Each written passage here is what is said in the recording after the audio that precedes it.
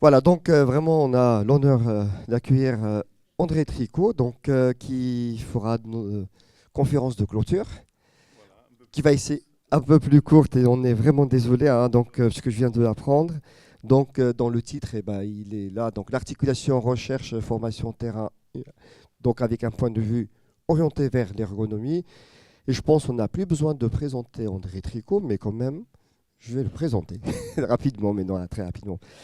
Donc il y a, en fait, si on prend donc un parcours remarquable dans le sens où il est donc du côté de la psychologie, mais il y a aussi le lien avec les disciplines puisque tu as beaucoup travaillé avec des didacticiens. Donc ça veut dire qu'il y a une préoccupation qui prendra en compte le contenu, la réalité de la classe. Et nous, ce qu'on a voulu, c'est vraiment avoir un éclairage sur la question de l'articulation recherche-formation. Donc, tu es dans le laboratoire Epsilon, c'est bien ça qui est ici, et Université Paul Valéry, Montpellier. Voilà. Et donc, je te donne la parole pour ne pas perdre de temps. Merci bien. Bonjour à toutes et à tous. Euh, ça marche, ouais.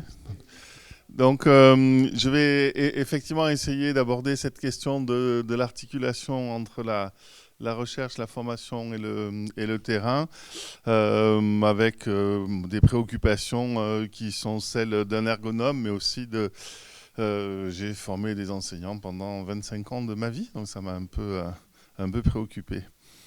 Euh, Donc le plan de mon intervention, il n'y a pas vraiment de logique, mais des idées que je voudrais partager et discuter. Et je vais essayer de faire une intervention pas trop longue pour que vraiment on puisse en discuter parce que je vais surtout partager des doutes. Donc le premier point, euh, ça vient d'une déception, c'est que je pense que cet article, c'est le meilleur titre d'article que j'ai écrit de toute ma vie. J'ai jamais trouvé un titre aussi bon et pourtant personne n'a lu cet article et personne ne l'a cité. Je pense que c'est l'article qui a fait le plus grand flop. Et donc, j'ai trouvé 10 citations de cet article, dont 5 qui viennent de moi. Donc, c'est un fiasco cet article. Donc, en gros, c'était dans le cadre d'une série de dossiers thématiques de la revue Éducation et Didactique à propos de l'article de Brick sur la question de l'amélioration des pratiques et du flop constaté aux États-Unis des approches de type descendante. Moi, ce que j'essayais de dire dans cet article, c'est que comme ergonome, on a un certain point de vue sur ce type de questions et le cœur de l'ergonomie, c'est d'être proche des objets qu'on étudie, d'être le nez collé au terrain. Et c'est vrai que la définition de Maurice de Montmollin est magnifique.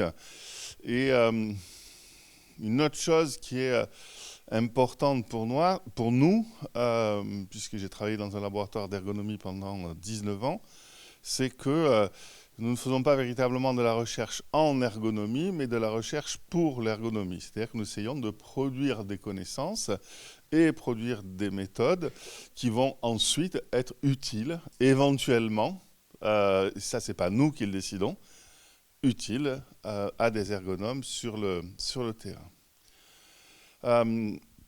Et ça me semblait intéressant sur ce plan-là de bien défendre, en tout cas expliciter le point de vue d'André Bisseret, qui est un ergonome fameux aussi, qui disait il y a deux métiers complètement différents, le métier de chercheur et le métier d'ergonome. Si vous êtes les deux, vous avez intérêt à faire gaffe à quel moment vous êtes ergonome, à quel moment vous êtes chercheur. Mais vous ne pouvez pas être les deux en même temps. Pour une raison de finalité de l'activité, qui est que le boulot de chercheur, c'est de produire des connaissances. Le boulot des ingénieurs, des ergonomes, des enseignants, c'est de produire des solutions. Et produire des connaissances et produire des solutions, ça n'est pas la même chose. Et ensuite, vous le savez, il y a notre type de métier, qui est le métier de technicien, qui est de mettre en œuvre des solutions. Et un des débats, me semble-t-il, les plus importants à propos du métier d'enseignant, c'est que vous avez deux conceptions de rapport entre le métier d'enseignant et la recherche scientifique.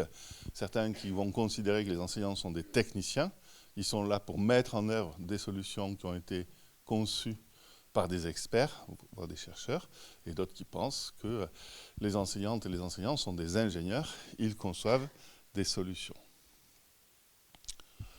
Donc, les différences entre le boulot des chercheurs et le boulot des ergonomes, elles sont, j'ai essayé de les ranger par trois catégories. Donc moi aussi, je sais faire des tableaux avec des colonnes et des lignes. Hein. Je sais faire ça.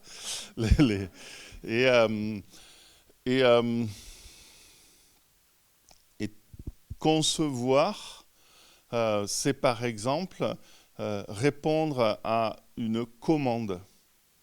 Quand on est un professionnel, quand on est ingénieur, quand on est ergonome, il y a quelqu'un qui vient nous demander de faire quelque chose.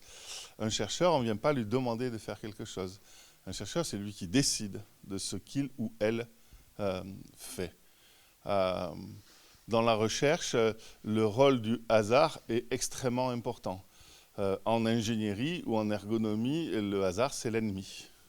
On essaye de rentrer dans un processus, justement, de conception rationnelle, c'est-à-dire, étant donné les contraintes, étant donné les ressources, étant donné l'objectif, quelle solution optimale je peux concevoir. Alors que l'optimalité n'est pas du tout le boulot de la science. Le boulot de la science, c'est la validité. Donc on obéit à des critères et à des objectifs tellement différents quand on fait de la science et quand on fait de l'ingénierie ou quand on fait de l'ergonomie, qu'il me semble c'est important d'avoir une idée claire là-dessus. Et finalement, je crois beaucoup à la métaphore de l'ingénieur pour le métier d'enseignant. Je crois que le métier d'enseignant entretient un rapport à la conception de solutions qui est exactement, qui est très fortement analogue à celui de l'ingénieur. Par exemple, les programmes scolaires sont largement sous-spécifiés. Ce n'est pas en lisant les programmes scolaires que vous avez une idée de ce que vous allez faire en classe. La commande est mal formulée, elle est floue. Et c'est bien parce qu'il y a un travail d'élaboration de cette commande et qu'on va pouvoir faire le boulot que vous avez fait, c'est-à-dire concevoir des vraies séances qui réclament un boulot très très important par rapport aux objectifs tels qu'ils sont formulés dans les programmes. Et puis j'ai beaucoup apprécié ce qu'a dit une collègue ensuite, c'est à la précédente, c'est de dire et la validité, elle est en gros du côté de l'efficacité, quoi. C'est, au bout du compte, les élèves ils apprennent ou ils apprennent pas. Il me semble qu'il y a un autre rapport entre le monde de la recherche et le monde de l'enseignement et de la formation, c'est celui d'utiliser des méthodes scientifiques pour évaluer des solutions. Et j'insiste, pour évaluer des solutions. Et je ne suis pas sûr que quand on fait ça, quand nous faisons ça, qu'on fasse une activité scientifique. On utilise des méthodes scientifiques pour répondre à des problèmes qui ne sont pas des problèmes scientifiques, mais qui sont des problèmes d'élaboration de solutions.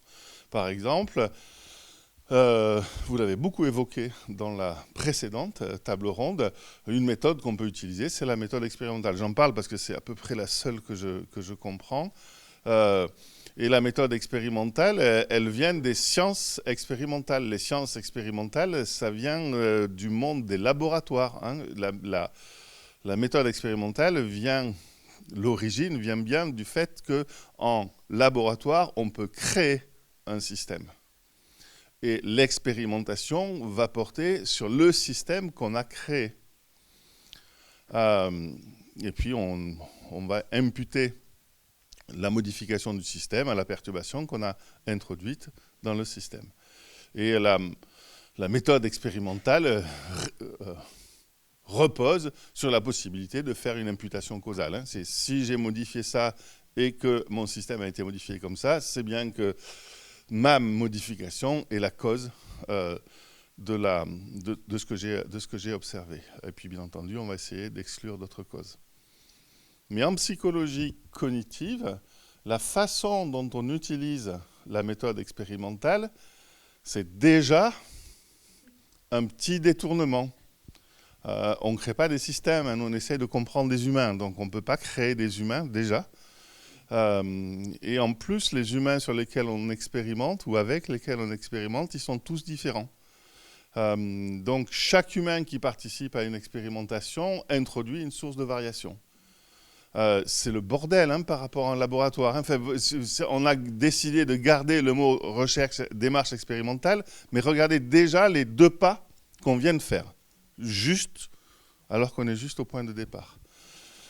Du coup, on prend une solution qui consiste à mobiliser de nombreux participants pour essayer d'espérer que les sources de variation introduites par chaque individu qui est différent vont être moyennées par le fait qu'on a utilisé un échantillon important. On va essayer de contrôler les caractéristiques, on va bien entendu répliquer, puisque c'est quand même très... comment dire, la nécessité de réplication est encore plus importante que dans les systèmes qu'on contrôle. Et dans ma discipline, la psychologie cognitive, on a, après 50 ans d'études de la méthode expérimentale, une sorte de doute. L'immense majorité des résultats qu'on a obtenus en psychologie cognitive, quand on essaye de les répliquer 20 ans après, on n'arrive pas à les répliquer. 80% des publications en psychologie cognitive ne font référence à aucune théorie. Donc on teste des hypothèses. Et on se fait plaisir, quoi. On teste des hypothèses. Ça, c'est un clin d'œil spécial pour Jérôme. Je l'ai rajouté sur ma diapo, sachant qu'il était là. Non, et c'est le problème de la représentativité des tâches. C'est parce qu'on va faire, en tout cas Jérôme et moi, beaucoup de travaux sur des questions d'apprentissage et on va utiliser des tâches qui marchent bien dans les expérimentations qu'on fait, mais est-ce que les tâches que nous utilisons dans la recherche en psychologie cognitive sont représentatives des tâches scolaires ? Pire encore, est-ce qu'elles sont représentatives des tâches de la vie de tous les jours ? Nous, bien entendu, comme chercheurs, on se satisfait d'un certain niveau d'abstraction. Et bien entendu, le grand intérêt d'utiliser ces tâches, c'est qu'il y a déjà des centaines de publications sur ces tâches. Donc on sait ce qu'on peut comparer par rapport aux résultats précédents. Mais c'est vrai qu'il y a quand même un gros problème de la représentativité de ces tâches. Mais... donc vous voyez, déjà, je trouve qu'il y a un souci quand on exporte la démarche expérimentale vers la psychologie cognitive. Mais quand en plus, on va faire un pas de plus, un pas supplémentaire pour étudier la démarche expérimentale, pour évaluer l'effet d'une formation, d'une intervention en éducation, par exemple, on va évaluer une méthode de lecture. Je suis désolé, mais on ne fait pas de l'expérimentation quand on fait ça. On fait de la quasi-expérimentation. Il y a un trop grand nombre de variables qu'on ne contrôle pas quand on fait ça. Et du coup, l'imputation causale, elle devient vraiment hasardeuse. Et je ne suis même pas sûr qu'une fois qu'on a fait ça, et c'est très utile de faire ça, je ne suis pas très sûr qu'on ait de nouvelles connaissances scientifiques grâce à cette méthode-là, et enfin cette utilisation de la démarche expérimentale. Et je ne suis même pas sûr que l'évaluation expérimentale de méthode ou de façon d'enseigner soit même très très utile en pratique. Et juste pour rappeler, beaucoup de ces approches expérimentales qui évaluent des méthodes, des façons d'enseigner, celles qui sont faites de façon particulièrement rigoureuse, bien faites sur des gros échantillons, viennent essentiellement des problèmes de passage à l'échelle. Hein. C'est-à-dire quand vous avez un résultat obtenu en laboratoire et que vous voulez dire « mais mon résultat qui marche super bien en laboratoire, il devrait marcher dans les salles de classe ». Et c'est là qu'on utilise beaucoup ce type de méthode, le passage à l'échelle. Donc on sort d'une expérimentation en laboratoire avec 50, 60, 80 participants et on essaye de voir si avec 3000 élèves ça marche. C'est ce que nous avons fait dans une étude. Et je crois, je ne sais pas si vous surveillez cette littérature-là, mais je crois que dans ce domaine-là, en tout cas, qui est vraiment un domaine où les relations entre enseignement, formation et recherche me semblent particulièrement cruciaux.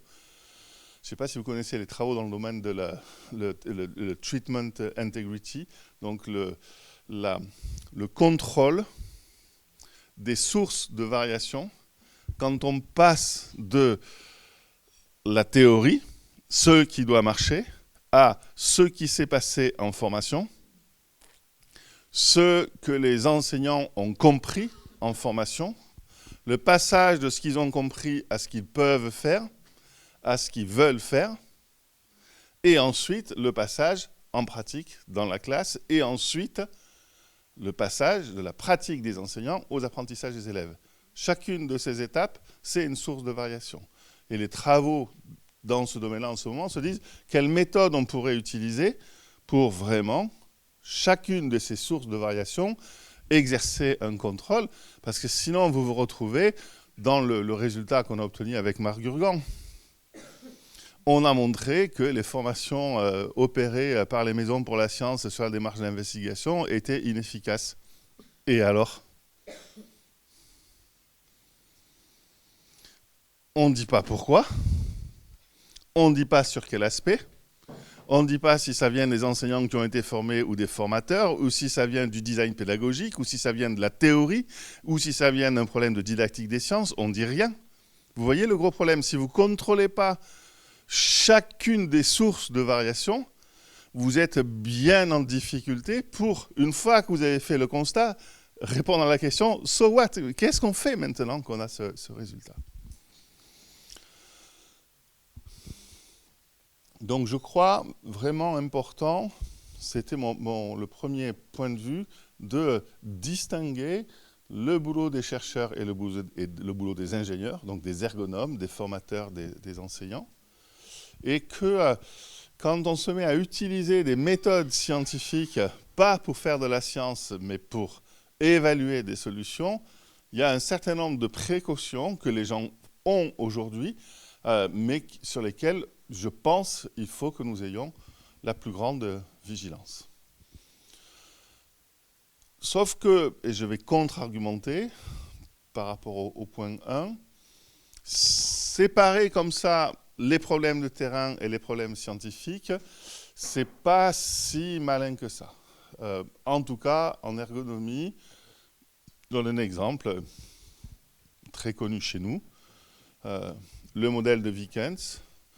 Vikens, son boulot, c'est d'aider les gens à concevoir des cockpits d'avion pour essayer de diminuer le nombre d'accidents d'avion. Et donc, pour essayer de résoudre ces problèmes de conception de cockpits d'avion, il a repéré que dans la conception de cockpits d'avion et dans l'analyse d'accidents d'avion, il y avait des problèmes qui étaient récurrents, et notamment des problèmes de traitement de l'information, des problèmes de ressources attentionnelles dans les tâches de conduite, de pilotage d'avion. Et à force de traiter ces types de problèmes, il a élaboré un modèle et des principes de design.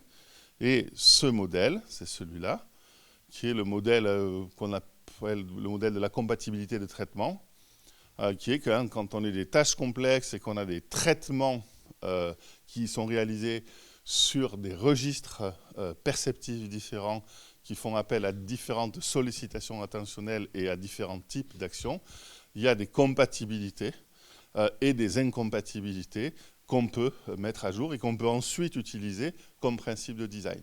Donc vous avez quelqu'un qui a des problèmes de terrain récurrents, il essaye de résoudre ces problèmes-là, Et en essayant de résoudre ces domaines-là, ces problèmes-là, il fait des découvertes que la recherche sur le couple perception-attention et même le triplet perception-attention-action peut utiliser aujourd'hui et qui est publié dans les grands bouquins de psychologie de l'attention. Aujourd'hui, le modèle de Christopher Wickens est souvent cité.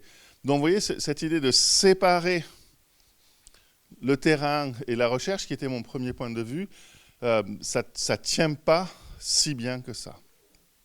Et en enseignement, on peut citer la théorie de la charge cognitive, qui vient aussi d'un type qui, John Sweller, qui au départ venait de la psychologie de laboratoire, venait de la psychologie animale.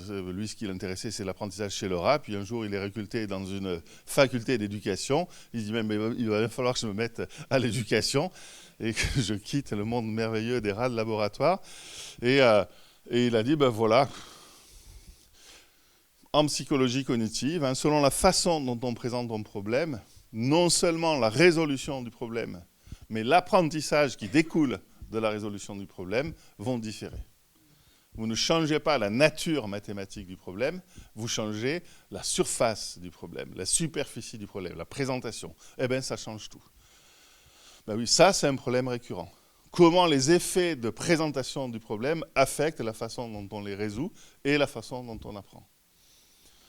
Ben ouais, sauf qu'à partir de ça, eh ben, il va élaborer une théorie et il va élaborer une ingénierie. Puisque là, l'idée, c'est bien de produire des connaissances pour l'ingénierie, c'est-à-dire produire des connaissances pour les gens dont le boulot est de concevoir des solutions.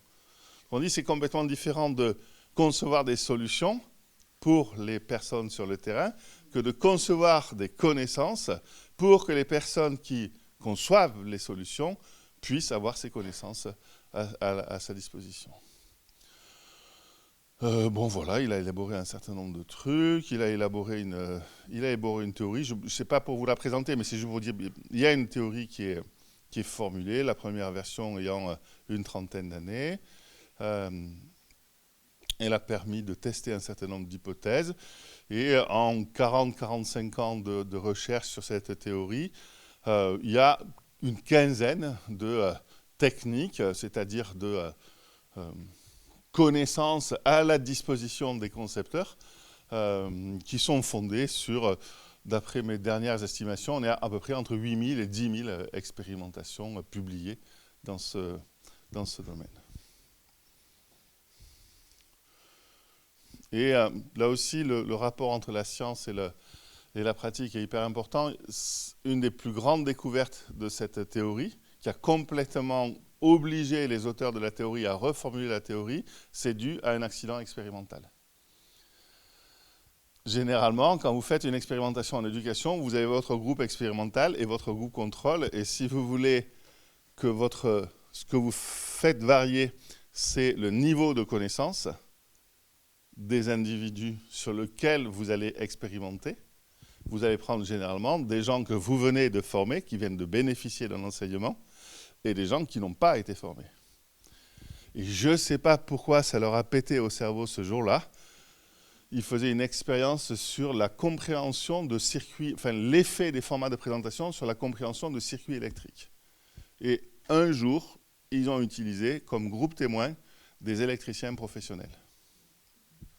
Je ne sais pas ce qui leur est passé par la tête ce jour-là, vraiment. C'est un accident expérimental. Et là, ils se rendent compte que tout ce qui marche pour aider les élèves en BTS, en DUT, pour comprendre un schéma électrique, détériore la compréhension chez les électriciens. Et c'est la découverte de cet effet-là, qui est que les connaissances qu'on a en ingénierie pédagogique qui sont bien au service de la pédagogie, c'est-à-dire former des personnes qui n'ont pas beaucoup de connaissances, quand vous les utilisez avec des personnes très compétentes, il y a bien des chances que vous obteniez l'effet inverse. Par exemple, là, leur accident expérimental, c'était, vous savez, au lieu de présenter un schéma électrique tout nu et la légende à côté, ils ont inséré la légende point par point dans le schéma électrique. Ça aide énormément les élèves.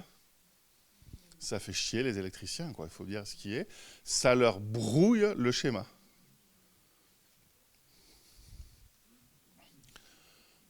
Un autre truc, ils ont là aussi un accident, enfin, vraiment du hasard. Hein, l'étude du problème résolu. Au lieu de donner à des élèves des problèmes à résoudre, vous leur donnez des problèmes résolus avec une consigne d'étude.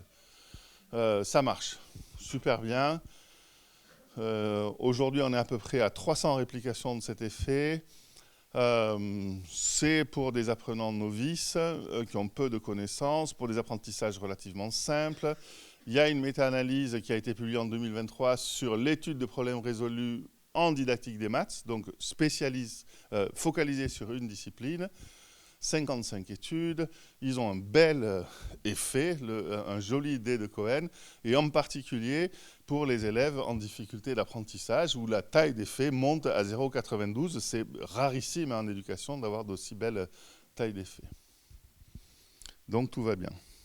On produit des connaissances qui vont être utiles aux personnes qui construisent des solutions. Mais comme ma copine Anne, moi, ce qui m'intéresse, c'est l'école inclusive. Donc, moi, ce qui m'intéresse, c'est d'aller manipuler avec des élèves de SECPA.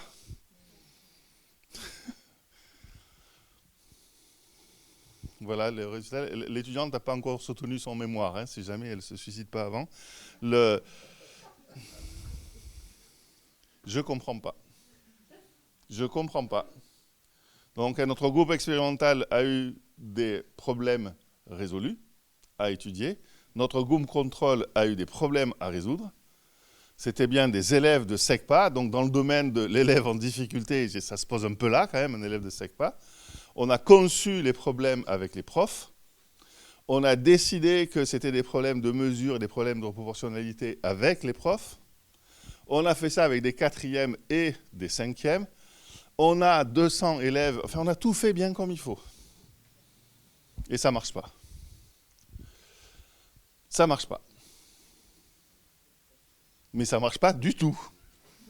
Vous voyez comme les résultats, et ça c'est intéressant. Ça c'est vraiment intéressant. C'est là que, souvent quand je discute avec John Sweller, il me dit, c'est là que vraiment le métier de scientifique est un métier fabuleux. Parce qu'on se dit, il y a un truc qui coince quelque part, et pour l'instant on n'a aucune idée de pourquoi ça coince.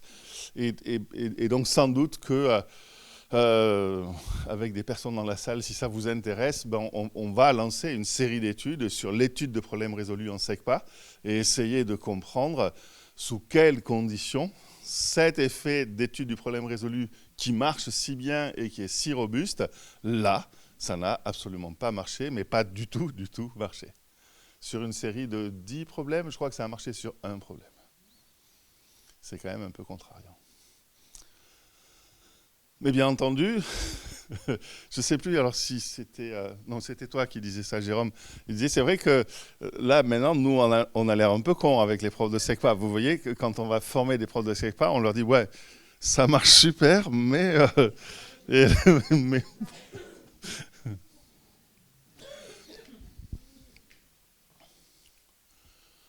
un autre point qui me semblait important, c'est que diffuser une connaissance, c'est les métiers de la diffusion scientifique, hein, ça va, mais diffuser une solution, c'est pas la même chose. Une des grandes difficultés des recherches collaboratives qui ont été évoquées et que je pratique intensément depuis une trentaine d'années, c'est que les solutions élaborées dans les recherches collaboratives, elles sont contingentes. Et au moment de la diffusion de la solution, et pas de la connaissance, hein, mais on a conçu un machin qui a bien marché avec ces élèves-là dans cette classe-là, c'est très très compliqué de diffuser des solutions. Et de garantir, bien entendu, que cette solution va pouvoir être réutilisée par d'autres personnes. La deuxième chose, c'est que ce travail, quand on évalue avec des méthodes scientifiques des solutions, et non pas des théories scientifiques, typiquement ce qu'on a fait sur la main à la pâte, je ne suis pas sûr qu'on produise grand chose d'intéressant parce que, ou je vais essayer de le dire autrement, les approches What Works en enseignement, elles nous disent ça marche, ça marche pas, mais elles ne nous disent pas dans ce qui marche, qu'est-ce qui fait que ça marche et pourquoi ça marche. Et tant que vous n'avez pas une théorie scientifique qui vous explique pourquoi ça marche et qu'est-ce qui marche dans ce truc qui marche, vous êtes obligé d'acheter le package. Vous voyez ? Et sauf que si un jour, bien entendu, vous modifiez un petit aspect du package et que ça ne marche pas, vous n'avez pas d'idée si c'est ça qui marche ou qui est l'élément crucial, etc. Et le grand intérêt des théories scientifiques, c'est que vous pouvez tester des hypothèses l'une après l'autre. Et je crois que, comment tu appelais ça, l'enseignement explicite à la Bissonnette, c'est ça que tu as dit, tu as utilisé comme formulation ? Non, oui, que tu as opposé à l'enseignement explicite, la pédagogie explicite à la Bissonnette.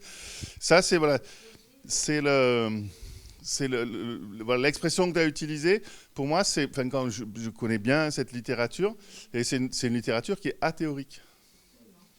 Et du coup, c'est très compliqué, qui est fondée sur des études très nombreuses, avec des très beaux échantillons, machin, etc., une certaine... Non, mais ce que j'essaie de dire, c'est que vous pouvez avoir une très très bonne méthode, mais si vous n'avez pas de théorie, vous ne répondez pas à la question qu'est-ce qui marche dans ce qui marche et pourquoi ça marche. Et je crois qu'en enseignement, il faut qu'on ait cette vigilance de distinguer le truc de... On a essayé d'élaborer parce qu'on a compris Paivio que... Là, il y a un truc sur les modalités de traitement sensoriel, des différentes modalités sensorielles de traitement de l'information qui ont un effet sur l'apprentissage. Mais là, vous avez une théorie, et cette théorie, vous pouvez la tester. Ce qui est complètement différent, me semble-t-il, des approches What Works. L'avantage des connaissances, c'est qu'elles, on a des mécanismes de diffusion de la connaissance scientifique auprès de publics différents et que, en tout cas en théorie, en principe, quand une connaissance scientifique est diffusée, elle est diffusée avec une description très précise de son domaine de validité. C'est ça un des principes. Et la dernière chose qui me semblait intéressante, c'est que les connaissances pour la conception, et donc les sciences de l'ingénieur, ou les sciences pour l'ingénieur, comme l'ergonomie, et comme, je crois, l'ingénierie pédagogique, sont des connaissances conditionnelles. C'est-à-dire que ce n'est pas des connaissances de la forme pour faire ça, il faut faire ça, mais quand vous faites ça, vous pouvez utiliser cette connaissance, mais c'est à vous de décider si aujourd'hui vous allez utiliser cette connaissance en fonction de l'objectif que vous avez à atteindre, de la taille de votre classe, de l'âge de vos élèves, du fait que vous ayez dans la garrigue marseillaise avec le bruit des cigales, etc., ou que vous êtes en train de vous peler le cul à Lille parce que c'est pas la même chose d'enseigner. Vous nous avez énervés, sans déconner, là, avec ce truc. C'était en novembre, quoi. Attends, ils sont à la plage en novembre, quoi. Voilà, effectivement, donc comme Jérôme a eu la gentillesse de le signaler, je signale qu'effectivement, je crois beaucoup que ça vaut le coup pour nous, chercheurs, de nous investir dans ce travail de diffusion des connaissances et d'actualisation des connaissances scientifiques dans des domaines. Et donc, tant que j'en suis à faire de la pub, voilà, je vous signale que celui-là, il vient de sortir. Et celui-là, j'ai regardé, il sort le 26 juin. Et donc, c'est les formidables Florence Barra. Marie-Thérèse, je ne sais pas, certains l'ont connue. Elle était formatrice à Toulouse et ensuite à Marseille. Et Jean-Luc Velay. Donc voilà, pour finir, puisqu'on a dit qu'on partait à 45, je crois que sur les métiers de la conception, c'est bien élaborer une solution optimale pour répondre à une commande qui est généralement assez mal définie. Et on fait ça dans une situation particulière. Pour ça, on utilise des méthodes de conception et des connaissances. Ces connaissances, elles sont scientifiques.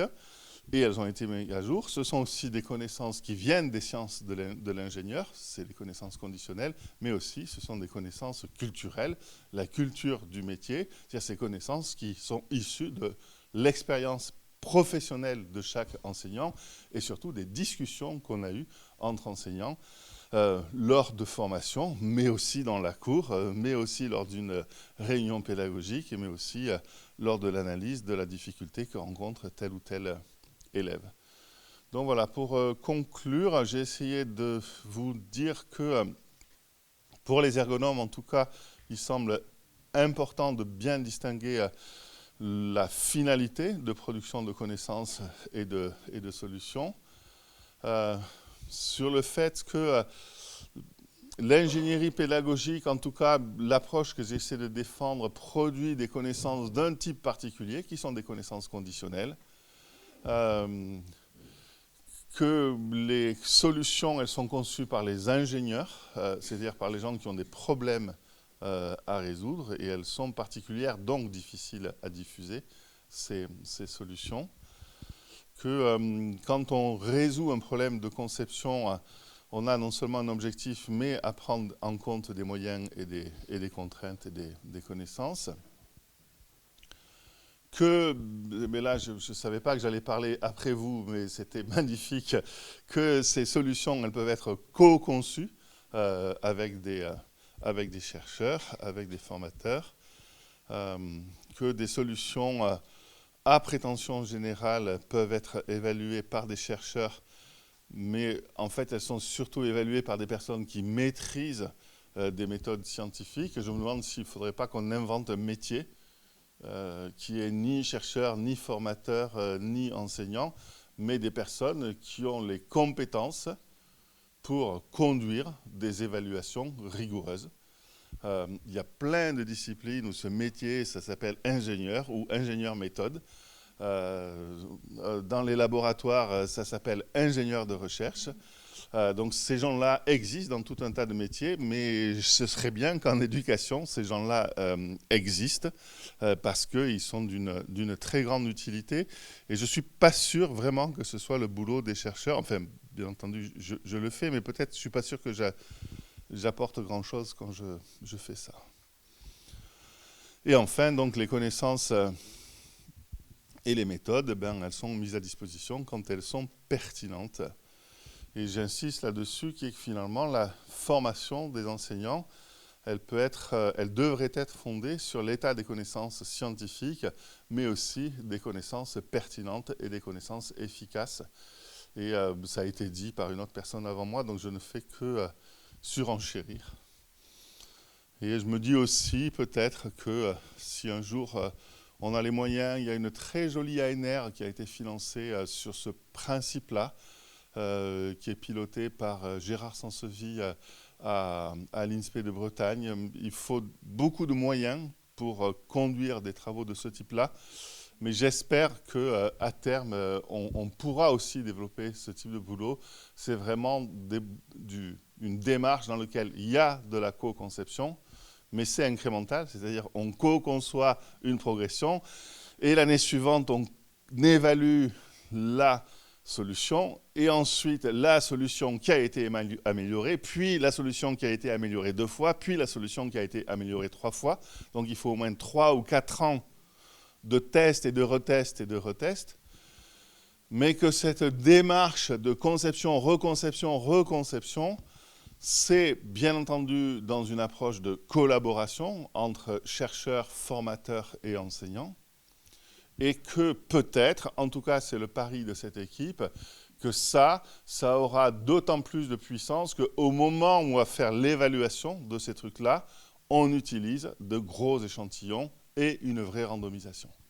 Et c'est ce qu'ils font. Ils sont sur des gros échantillons de profs, ils sont sur des milliers d'élèves à chaque fois, et avec de la vraie randomisation. Et donc, ça coûte très cher de faire ça, mais je crois beaucoup qu'on a là une ligne qui est plus, vous voyez, séparée, que j'ai présentée au début de ma présentation, mais plus centrée sur une collaboration, et dans lequel j'espère qu'on va pouvoir avancer. Voilà, je vous signale des livres que je n'ai pas écrits, mais j'aime bien le boulot que fait ce collectif dans le cadre des REF, donc vous savez, les collaborations entre des Belges, des Canadiens, des Suisses et des Français. Merci.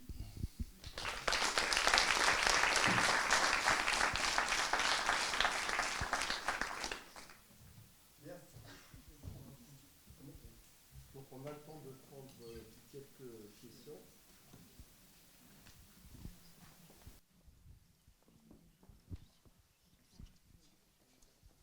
Je ferai juste un petit commentaire peut-être avant les questions.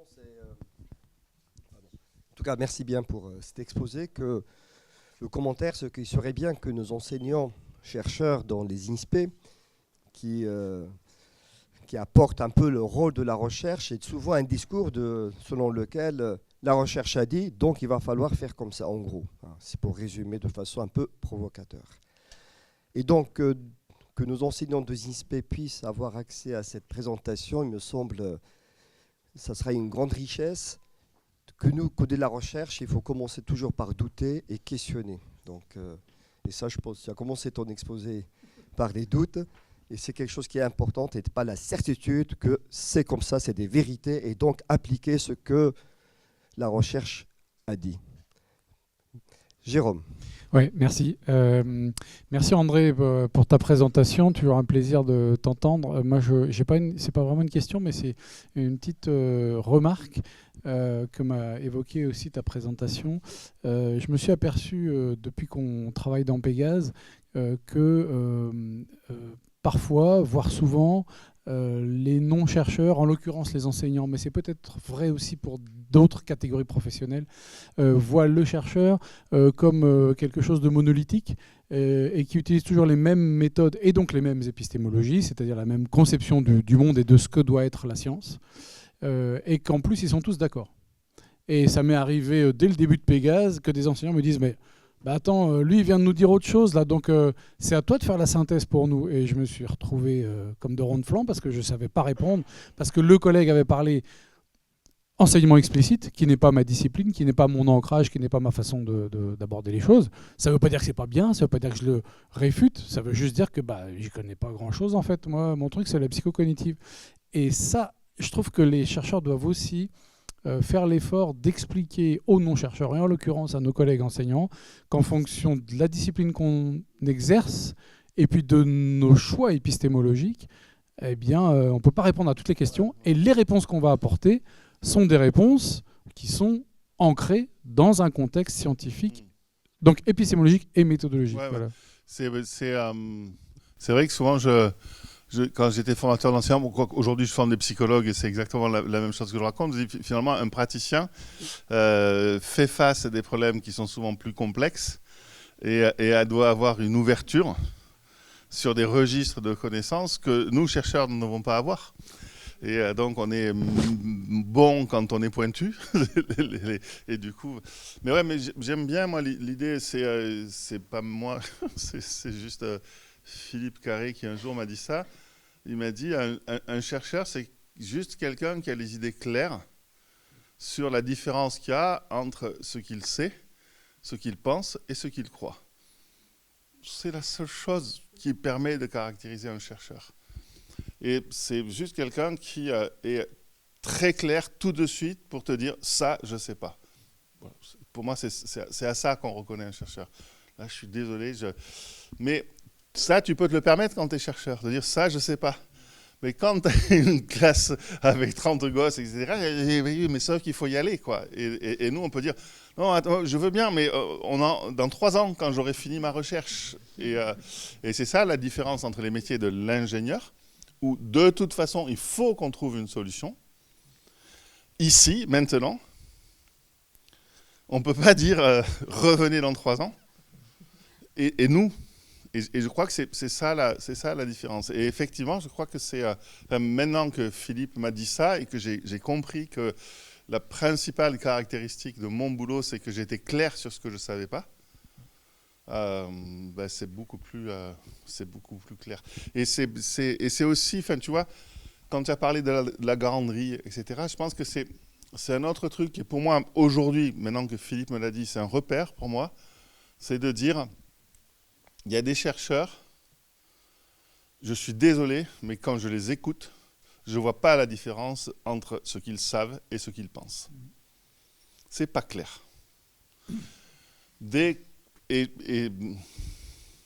Ouais. Et, Non, ça, mais et ça me gonfle. les faits sont les faits. Ouais, Voilà. non, mais c'est un truc qui est, enfin, je pense, enfin, en tout cas, en sciences humaines et sociales, on a intérêt à être hyper vigilant là-dessus, parce que nous travaillons sur des réalités qui sont tellement humaines que le moment où je me retiens de dire ce que je pense et je dis juste ce que je sais, parce que ce que je pense, on n'en a rien à foutre. C'est des moments... Il y a un très très bel article, je ne sais plus comment elle s'appelle, c'est une collègue qui est une grande spécialiste de la mémoire de travail, qui a écrit un bouquin, un article dans lequel elle dit à quel point c'est difficile d'être scientifique dans la vie de tous les jours. Parce que dans la vie de tous les jours, on est très vite tenté de dire ce qu'on pense et très vite tenté d'être influencé par ce qu'on croit. Ouais, sauf que nous, on intervient en formation et là, il faut qu'on soit hyper vigilant là-dessus. Ouais.